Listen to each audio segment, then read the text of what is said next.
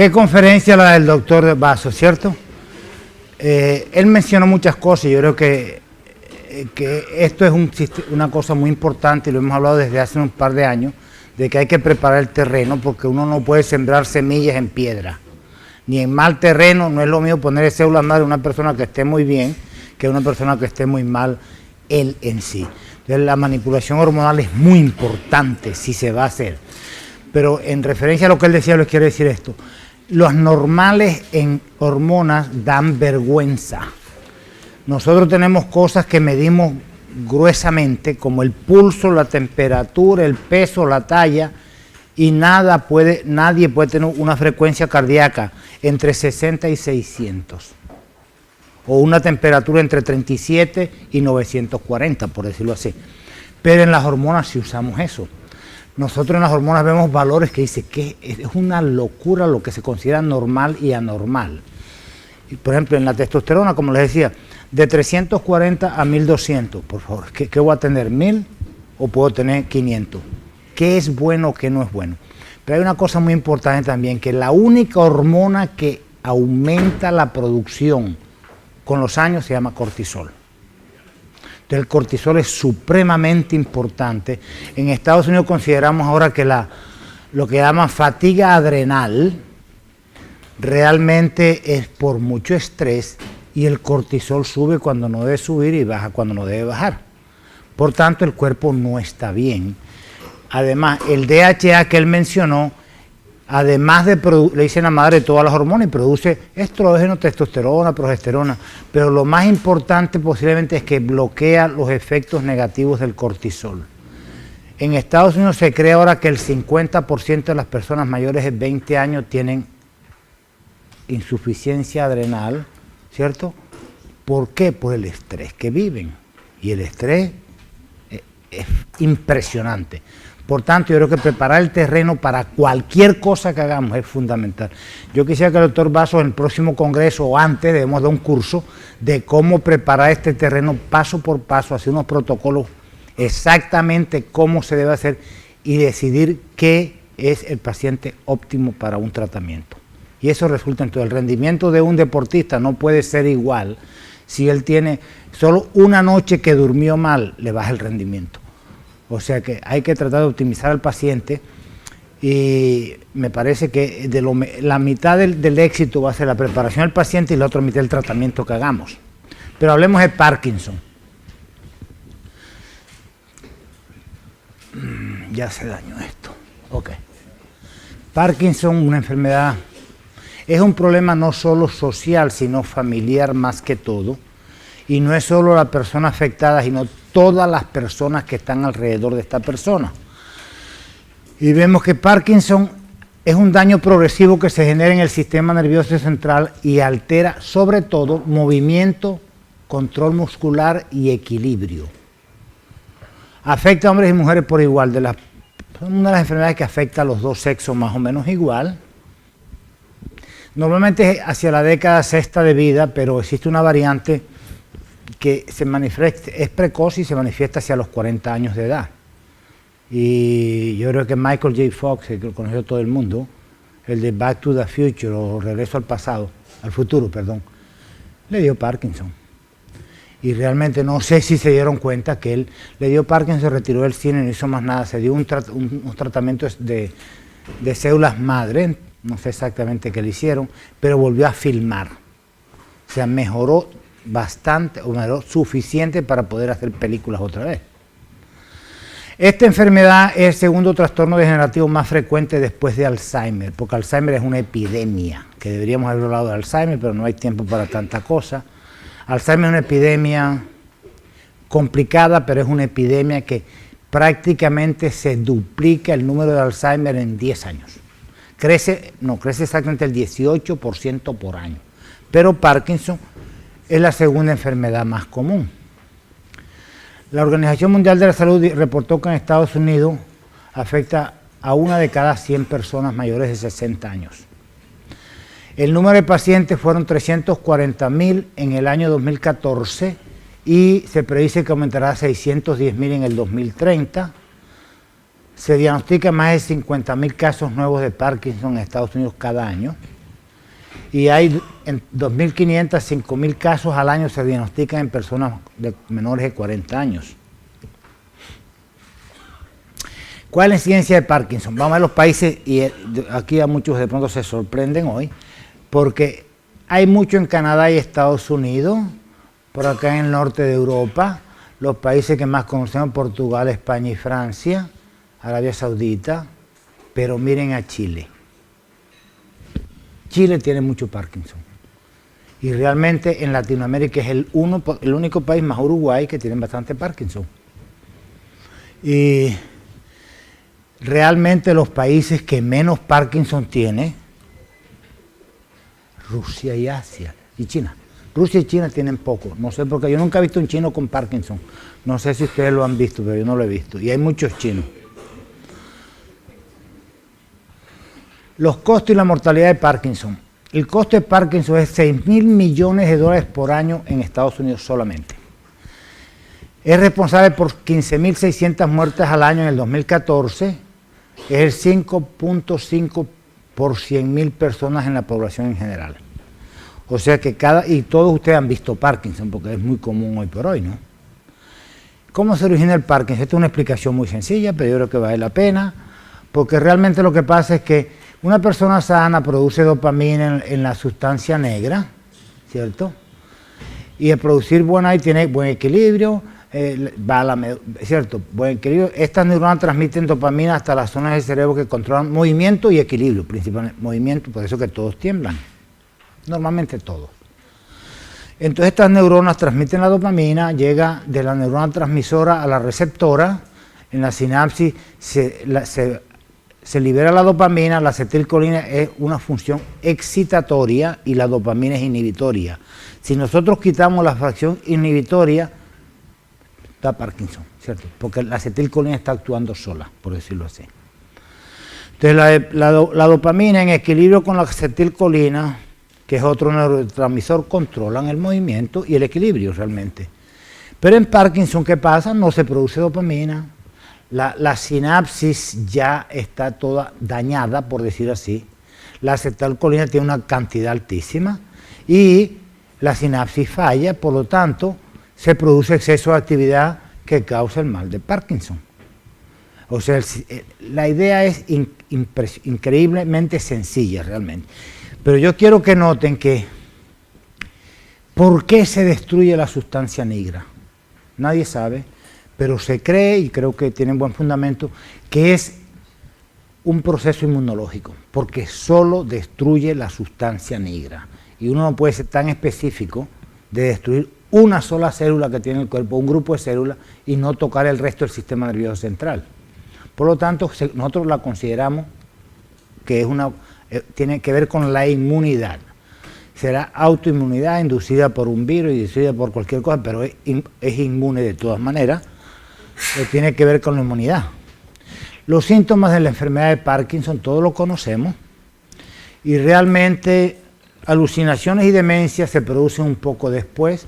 La expresión facial es típica, clásica, no la tienen y uno puede hacer el diagnóstico de Parkinson viéndole la cara a una persona prácticamente.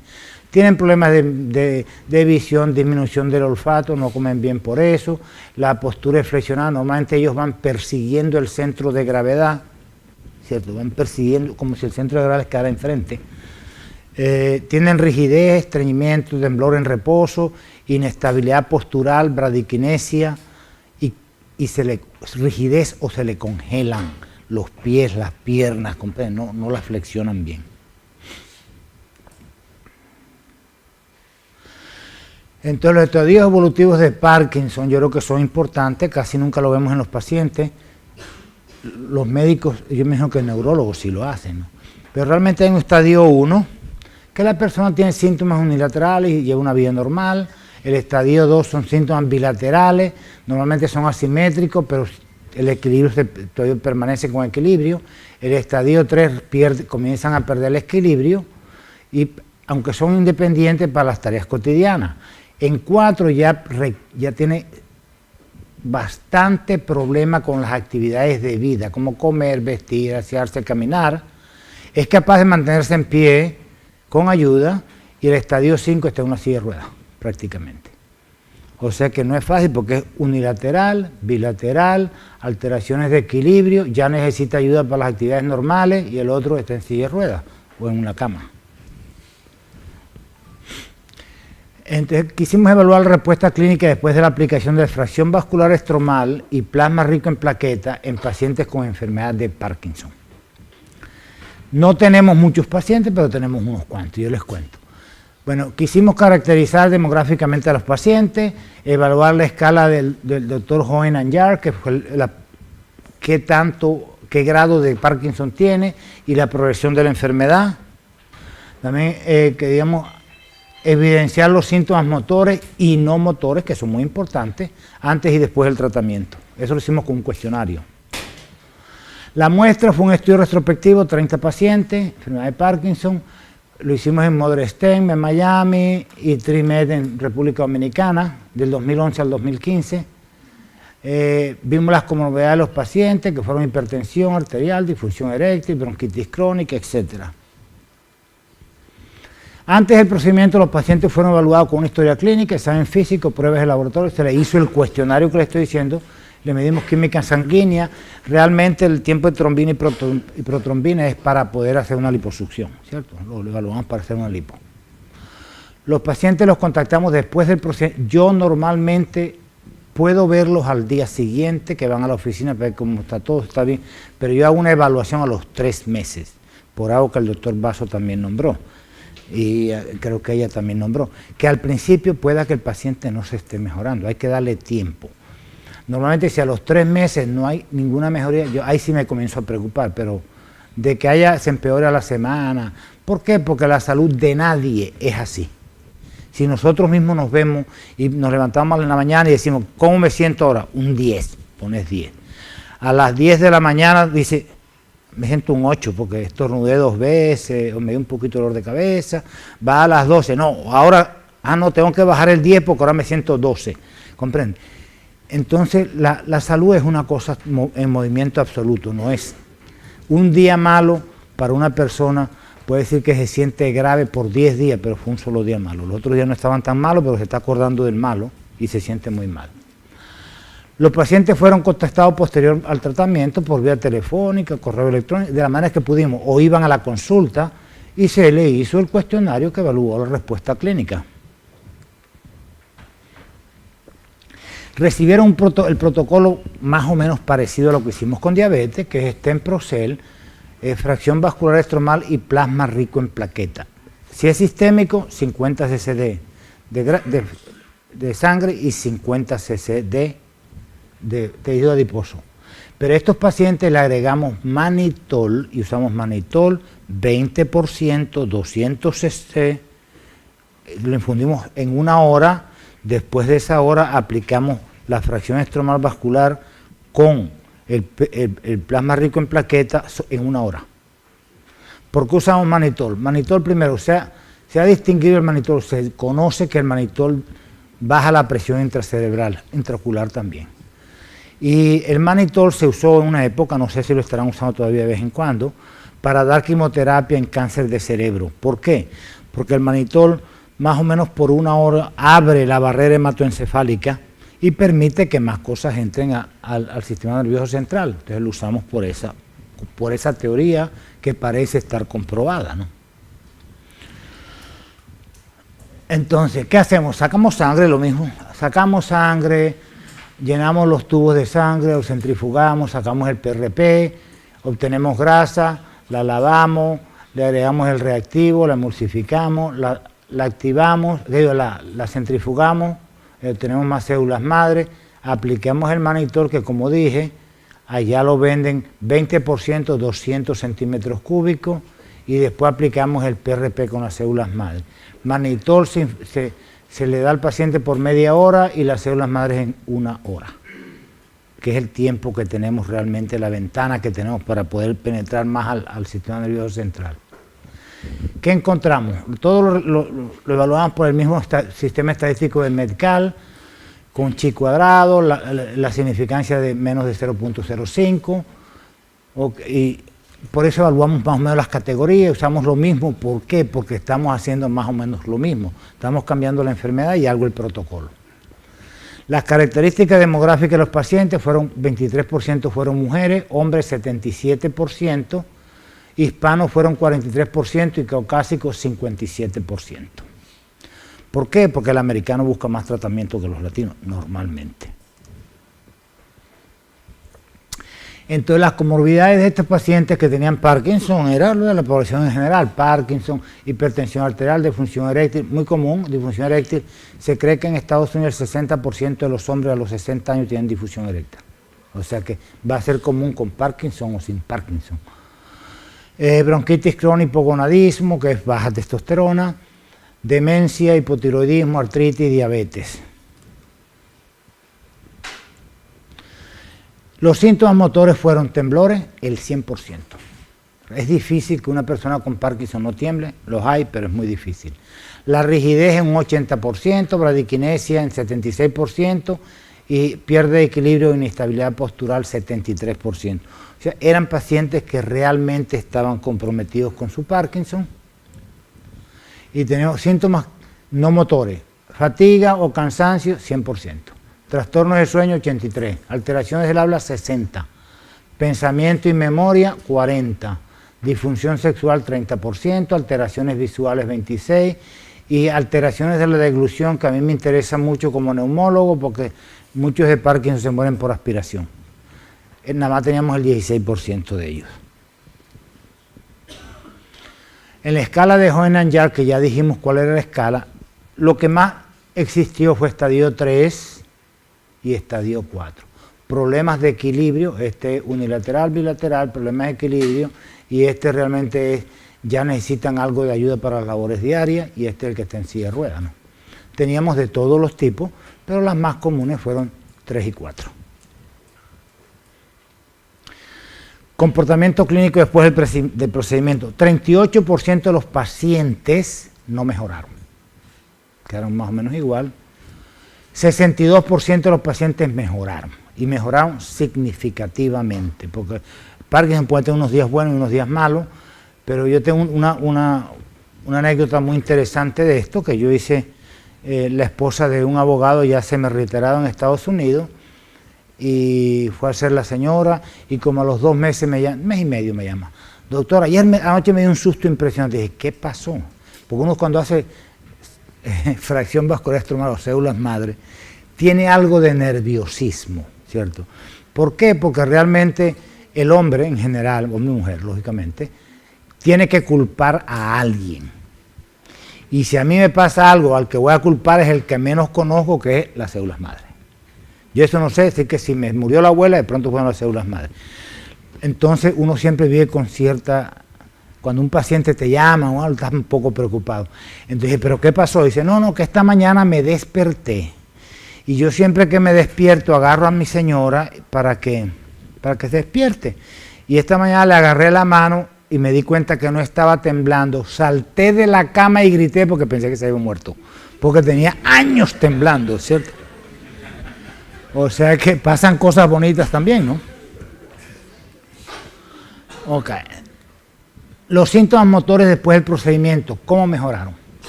Habilidad para manejar el utensilio, 76% de ellos mejoraron.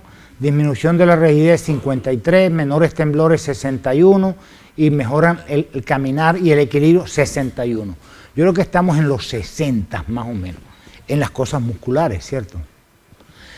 Y en los síntomas no motores, el lenguaje hablado mejoró 46%, la escritura 38% y la deglución y control de la saliva en 50%. Mejoran más los motores que los no motores. ¿Será verdad? No sé, la diferencia no es grande. Pero parece que los motores son más importantes para el paciente y los familiares. Entonces, ¿qué concluimos de esto? Que las células madres autólogas son una nueva opción de tratamiento para quienes tienen enfermedad de Parkinson. Las células madre pueden ser aplicadas con éxito, sobrevivir y mejorar el control motor y la coordinación de movimiento de los pacientes. Además, retardar el avance de la enfermedad, prevenir las complicaciones, y eso es un gran beneficio para los pacientes y la familia. Yo les quiero decir que de estos pacientes a los 4 años todavía mantenían la mejoría. Yo sé que nos seguimos envejeciendo y casi todo se daña, como yo decía ayer en el curso precongreso, que realmente, o esta mañana en la introducción creo que lo hice, que realmente todo el mundo veía las células madre como para tratar enfermedades incurables, lo cual me dio mucha alegría a mí, porque yo creo que casi todas son incurables, ¿cierto? Casi todas las enfermedades, muy pocas curamos. Nos dicen curanderos, ¿no? Más o menos, pero nosotros no curamos prácticamente nada. Y esta es una posibilidad, no sé qué tanto llegaremos y qué tanto mejoraremos lo que estamos haciendo, que creo que va a ser una diferencia grandísima en los próximos 3 años. Y además de la mejoría de los síntomas físicos, los individuos tratados muestran una mejoría psicoemocional, así como el mantenimiento de la memoria y el intelecto, los patrones del habla, la mejoría de las habilidades de pensamiento y emociones más positivas. Estos pacientes realmente se le cambian la vida, porque llega un paciente y le digo, ¿cómo te ha ido? Y dice, doctor, mire, toca en el piso. Yo tenía 20 años que no podía hacerlo porque me caía. Pero lo hacen porque ya perdieron lo que decía el centro de gravedad que está delante de ellos. O sea que son muy agradecidos, realmente siguen más o menos, porque los pacientes son malos para seguir lo que uno le dice, pero esto lo siguen. Y creo que debemos hacer estudios prospectivos, mayor número de pacientes, en varios centros para ver qué pasa y ver qué nos sigue pasando con estos pacientes que debemos seguir por 10, 15 años, cualquier cosa, ¿no?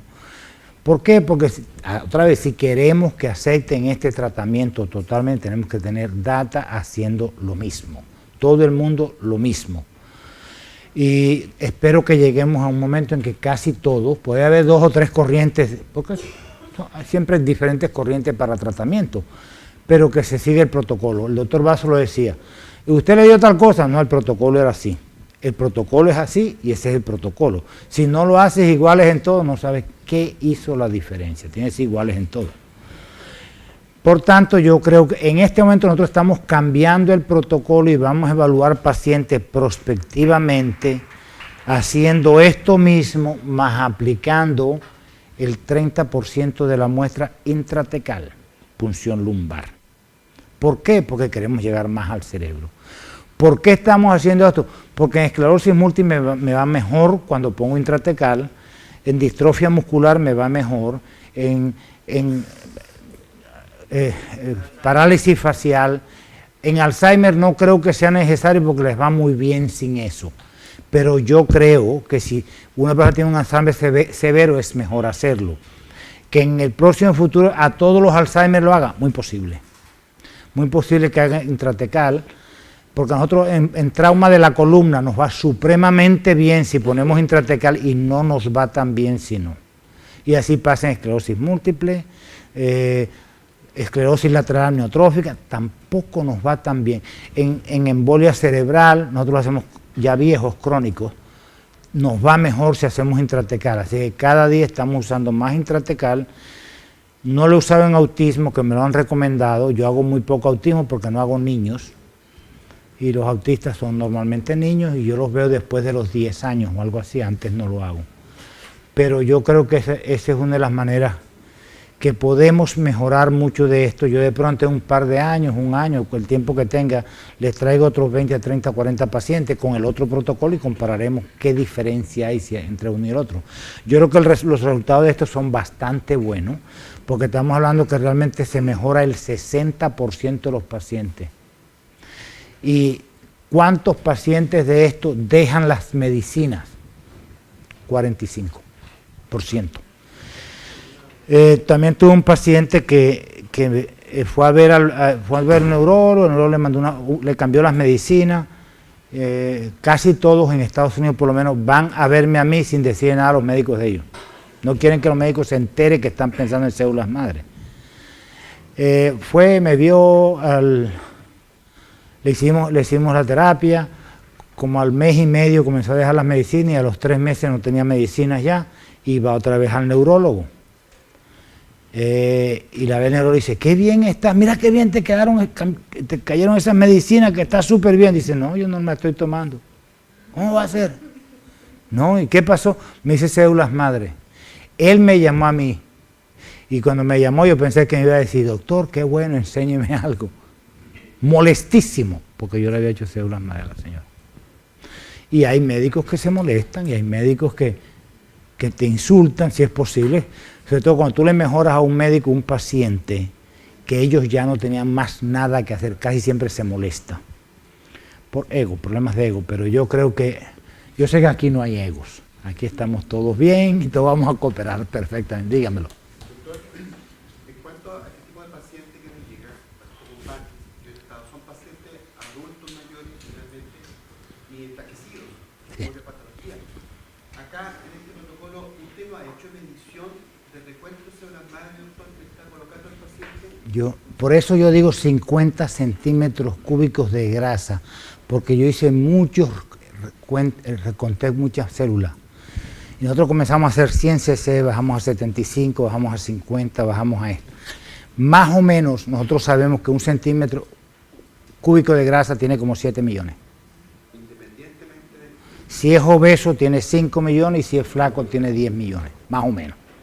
Entonces nosotros sabemos que si tiene 7 millones y sacamos 50 cc, le estamos dando 350 millones. Doctor, pasa lo siguiente, el tema es que muchas veces otros médicos ya nos están, digamos, cuestionando el tema de que cuántas células madres colocaste, y necesitamos muchas veces que un servicio mida la cantidad de células madres y nos certifique realmente por alguna universidad cuántas células madres estamos colocando al paciente. En la fracción vascular estromal es casi imposible porque hay muchas células. Cuesta dinero ponerse a contar células. Yo creo que tú puedes contar las células vivas de la fracción vascular estromal. Si tú ves células vivas, como te digo, en 50 cc deben haber 350 millones, pero la cuenta que tú haces de células vivas te va a dar de 700 millones a 1.5 billones. ¿Cierto? Muchas células vivas. Yo dejé de contar porque después de 3 años está cuando yo no podía hacer nada. Si yo decidía sacarle 50 o 100 cc de grasa, después que la tuviera aquí, ¿qué iba a hacer? Tengo 250 y quiero más, ¿voy a hacer otra lipo? No. No, en algún momento habrá una dosis de cuánto. Casi siempre todo lo que tú puedes comprar en Estados Unidos de células madres ya preempacadas, que lo hay, te van a dar más o menos 2 millones de células madres. Y otra consulta con respecto a la expansión celular, que yo quisiera repetir la dosis al paciente en 6 meses más. ¿Usted qué recomienda en cuanto a la expansión? ¿Al número de expansión que estoy haciendo con respecto a la... Yo creo que más de 4 no vale la pena. Yo creo que si puedes evitar la expansión es mejor, ¿cierto? Yo creo que siempre le haces algo a cualquier cosa cuando la pones a expandirla, esto. Inclusive yo creo que la cryopreservation le hace algo. En Estados Unidos no te dejan manipular, no puedes preservarlas en bancos. La puedes preservar, pero no la puedes usar. No puedes expandirla, al menos que sean estas universidades que tienen permiso para hacer 10 o 20 pacientes. Pero ellos lo están usando, tienen un protocolo o 2 por universidad. Y hay 5 o 7 universidades que hacen investigación. ¿Por qué? Porque la investigación normalmente es paga por farmacéutica y lo que hacemos nosotros no le interesa a ellos. Ellos quieren que produzcan cosas así, que te la manden congelada y tú las apliques para que ellos te la vendan o la pongan en una cosita liofilizada que la mezclas con algo y le da vida y la pones. Están buscando qué hacer. Están buscando todas las sustancias que se está hablando de que las células madre lo que producen son información, que hacen una orquesta, que pone a la gente a bailar o a cantar al mismo ritmo. Eso sí les interesa a ellos, pero fracción vascular estromal no les interesa. Así como no les interesa el trasplante de cabello. ¿Para qué? No tienen ningún beneficio. A ellos les interesa el trasplante de médula ósea para cáncer o algo parecido, porque es de un donante a otro, un receptor. Nunca son compatibles y van a tomar medicina el resto de la vida para suprimir la inmunidad. Eso les interesa, porque hay una producción de dinero, cantidad con las medicinas. Sí, doctor, veía que no en este procedimiento, si se cree que tiene un trasfondo autoinmune porque no usa separador de anticuerpos. ¿Por qué no usa separador? Sí. Toda enfermedad que nosotros creemos que hay, como decir, creemos que hay algo inmunológico, separamos anticuerpos. Este estudio es lo que hace, por eso dije, ahora vamos a hacer intratecal más separación de anticuerpos. Hemos cambiado como 2 o 3 protocolos, como digo, se llama en el internet 2B grande, mayúscula, To, en inglés, to be learned. Ahí están los protocolos y le digo que en 3 meses vamos a cambiar 2 o 3 de ellos. ¿Por qué? Porque siempre estamos buscando, hablando con los otros investigadores, a ver qué podemos hacer para... ¿Por qué? Porque a mí me gustaría que este estudio, nos diera resultado 90%, 98%, que todo, y nos estamos quedando en los 40 y 60, casi siempre. Y tenemos que tratar de mejorarlo. Perdón, ¿qué cantidad piensa utilizar el doctor para el protocolo futuro intratecal en adultos? El 30% de lo que recoja con los 50 cc de grasa. 30% De la muestra, del PRP y del... Yo utilizo 12 cc, no uso. Intratecal, no, yo uso 10. Sí, yo no me atrevo porque... Yo me pongo la agujita, dejo que salgan 8 o 10 y le pongo 8 o 10. El 5% de los pacientes les duele la cabeza, ahí te lo aseguro. Ah. Perdón, ¿estás haciendo intratecal? Sí, pero ponemos también... Manitol, no, yo usaría los dos. ¿Siempre? Los dos, sí. Yo siempre usaría manitol para cualquier cosa del sistema nervioso central. Me da buenos resultados. Voy a agregar el intratecal a varios de ellos. Yo le hacía intratecal solo a las personas que tenían lesión medular o un stroke o una embolia cerebral o que tuvieran parálisis infantil. Era lo único que le hacía intratecal. Y por ahora, ahora estoy recibiendo varios pacientes de distrofia muscular, de Becker, o de la otra, no me acuerdo el nombre ahorita, Duchenne. ¿Por qué? Porque hicimos un niño y le fue muy bien, escasamente caminaba, ya no iba al colegio, comenzó a caminar, a las 6 semanas estaba en el colegio, a los 2 meses estaba pateando un balón de fútbol. Entonces la madre, no sé, ha hecho una revolución en México y me han llegado como 5 pacientes más. Entonces a él le hice ya intratecal y a todos los que lleguen les voy a hacer intratecal. No es realmente que yo pienso que va a funcionar fantástico, porque el daño es más muscular, ¿cierto?, que del sistema nervioso central. Pero estamos probando en varias cosas de ello. ¿Por qué? Porque como viene esta teoría de que realmente las células madres se quedan tanto en el pulmón, que las células madres realmente no llegan a ningún lado y si llegan no hacen nada, que yo creo que es mentira, pero eso lo creo yo. Entonces estoy buscando cosas extras para asegurarme que lleguen a los sitios que realmente no hay una gran circulación. Yo creo que si el 80% queda el pulmón, nosotros deberíamos estar sanando todos los pulmones. No es así. Y creo, pero en vitro es una cosa y en vivo es otra, y eso se los quiero explicar siempre. Yo creo que es posible que el 70 o tanto por ciento se quede en el pulmón, pero se sueltan de ahí y siguen su camino. Yo creo. ¿Al cuánto tiempo? No. Los estudios que muestran el primer paso y ya se quedaron ahí. Yo no creo que las células madres, si tienen la capacidad de autorrenovarse, multiplicarse indefinidamente, ¿cierto?, y también convertirse en otra célula, se van a morir en 12 horas. Yo no creo eso. Una pregunta. La secuencia de tratamiento ahora que lo hace intratecal sería hacer todo el protocolo que ha igualito de grasa, de médula y PRP. Entonces, ¿cómo empieza? Primero le pone el manitol, luego la hace intratecal. Lo que tú quieras. Yo normalmente les pongo el manitol, le pongo en la vena y después lo inyecto intratecal. Porque no quiero tenerlo acostado mucho tiempo después que le inyecté intratecal. Entonces ya lo tengo sentadito, ya es otra cosa, ¿cierto? Gracias.